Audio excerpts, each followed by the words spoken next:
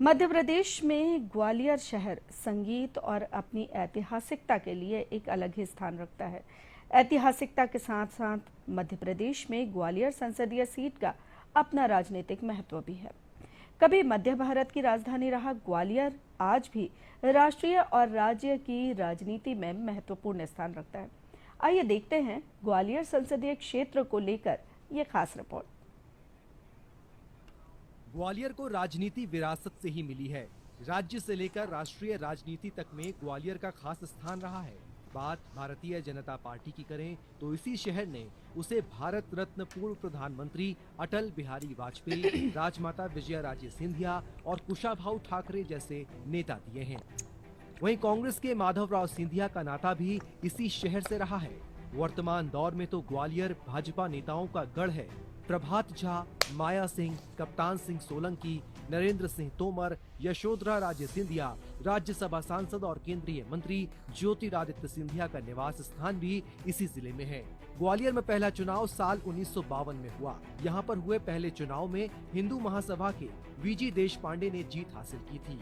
यदि आंकड़ों पर गौर करें तो इस सीट पर 4 बार बीजेपी को जीत मिली, 2 बार जनसंघ को तो 8 बार कांग्रेस को जीत मिली है। हालांकि इस सीट पर हाल के चुनाव में कांग्रेस की पकड़ कमजोर हुई है। पिछले 4 लोकसभा चुनावों से यहां पर बीजेपी को जीत मिलती आ रही है। ग्वालियर और शिवपुरी जिले के अंतर्गत विधानसभा की 8 सीटें आती हैं। ग्वालियर के अंदर ग्वालियर ग्रामीण, उपनगर ग्वालियर, ग्वालियर पूर्व, ग्वालियर दक्षिण, भीतरवार, डबरा सीटें आती हैं, तो वहीं शिवपुरी जिले की करेरा और पोहरी सीटें भी इसी लोकसभा में आती हैं। पिछले विधानसभा चुनाव में यहां की 8 विधानसभा सीटों में से 4 पर कांग्रेस और 4 पर बीजेपी को जीत हासिल हुई।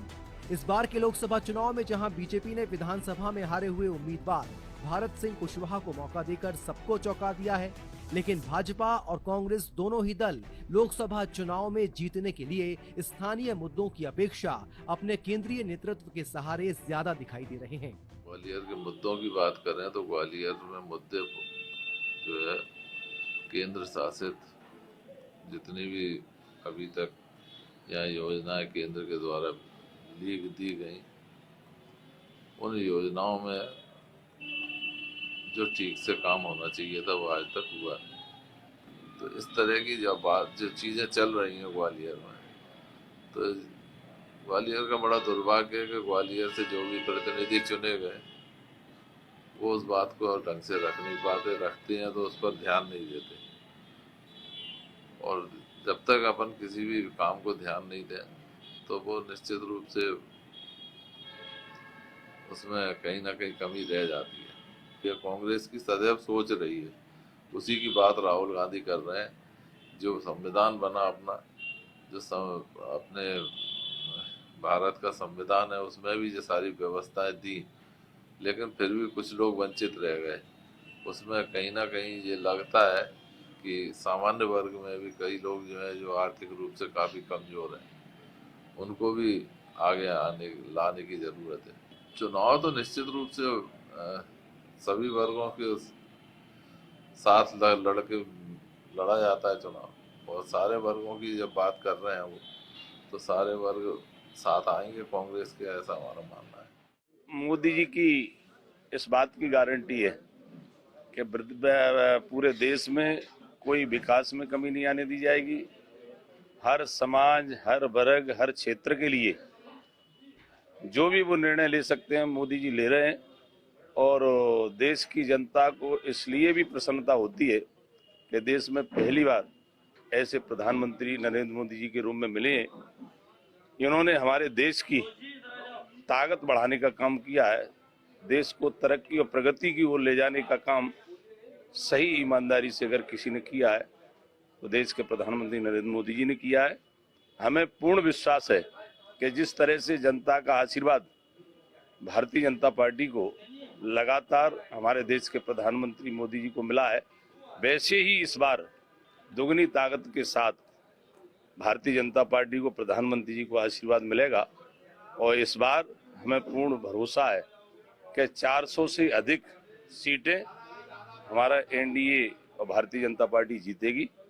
बहुत अच्छे नेतृत्व में जनता महसूस कर रही है कि अच्छा नेतृत्व देश को मिला है, इसलिए कहीं कोई शंका वाली बात नहीं है। जनता का आशीर्वाद हमारे साथ है और हमको भी विजयश्री मिलेगी, पूरे देश में भारतीय जनता पार्टी को मिलेगी। देखिए, विकास एक निरंतर प्रक्रिया है, जीवन है तब तक विकास की आवश्यकता रहती है। नए नए मुद्दे होते हैं, कॉलोनियां बढ़ती हैं, शहर बढ़ता है तो नई आवश्यकता रहती है। जो भी ग्वालियर की जनता को विकास की आवश्यकता पड़ेगी, मेरा भी प्रयास रहेगा और निश्चित रूप से सभी का मिलजुल कर जो प्रयास रहेगा कि ग्वालियर को ऊंचाइयां देना हम सभी का धर्म है और कर्तव्य है। ग्वालियर शहर का अपना एक सामाजिक ताना बाना है। इसका किला उत्तर भारत के प्राचीन शहरों का केंद्र रहा है। ये शहर गुर्जर, प्रतिहार, तोमर और कछवाहा राजवंशों की राजधानी रहा है। संगीत के क्षेत्र में ग्वालियर की एक अलग पहचान है। ग्वालियर घराना ख्याल घरानों में से एक ऐसा पुराना घराना है जहां से कई महान संगीतज्ञ निकले हैं। 2011 की जनगणना के मुताबिक ग्वालियर की जनसंख्या 27,30,472 है। यहाँ की 51.04% आबादी ग्रामीण क्षेत्र और 48.96% आबादी शहरी क्षेत्र में रहती है। ग्वालियर में 19.59% लोग अनुसूचित जाति के हैं और 5.5% लोग अनुसूचित जनजाति के हैं। 2019 के चुनाव में इस सीट पर 59.78% वोटिंग हुई थी। ग्वालियर संसदीय क्षेत्र में पिछले 5 सालों में विकास ने रफ्तार तो पकड़ी है। स्मार्ट सिटी सहित कई केंद्रीय योजनाओं में शामिल होने से कई बड़ी परियोजनाएं क्रियान्वित होने से सड़क, पानी, बिजली जैसी बुनियादी समस्याएं खत्म हुई हैं, लेकिन फिर भी अभी इस क्षेत्र को विकास की और दरकार है। इस चुनाव में क्षेत्र की जनता के मुख्य मुद्दों में युवाओं को रोजगार, महिला सुरक्षा, प्रारंभिक शिक्षा के स्तर में सुधार और पर्यटन के क्षेत्र में पहचान बनाना है। इस बार के लोकसभा चुनाव में जहां प्रशासन की विभिन्न स्वीप गतिविधियों के माध्यम से मतदान प्रतिशत बढ़ाने की कोशिश रहेगी, तो वहीं राजनीतिज्ञ दलों द्वारा ग्वालियर चंबल की इस महत्वपूर्ण सीट ग्वालियर को जीतने के लिए रणनीति और प्रचार प्रसार की शुरुआत भी कर दी गई है। पहली बार इस लोकसभा चुनाव में मैं अपना वोट देने जा रही हूँ। जैसा कि हम देखते हैं ग्वालियर में पिछले 5 सालों में विकास पे बहुत काम किया है।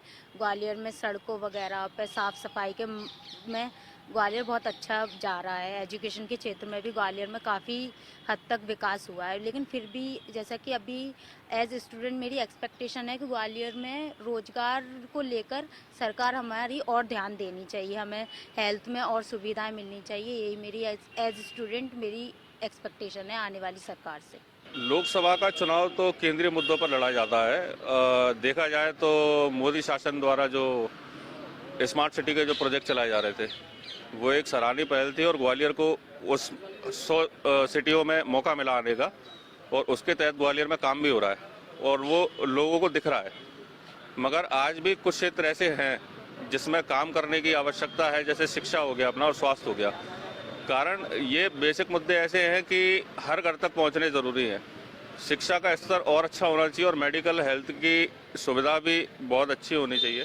ग्वालियर में पहले की अपेक्षा विकास बहुत हुआ है, लेकिन सिर्फ वो विकास जो हुआ है वो रेल में, खेल में, सड़कों में थोड़ा हुआ है, लेकिन जो विकास वास्तव में गरीब बस्तियों में कोई विकास नहीं है।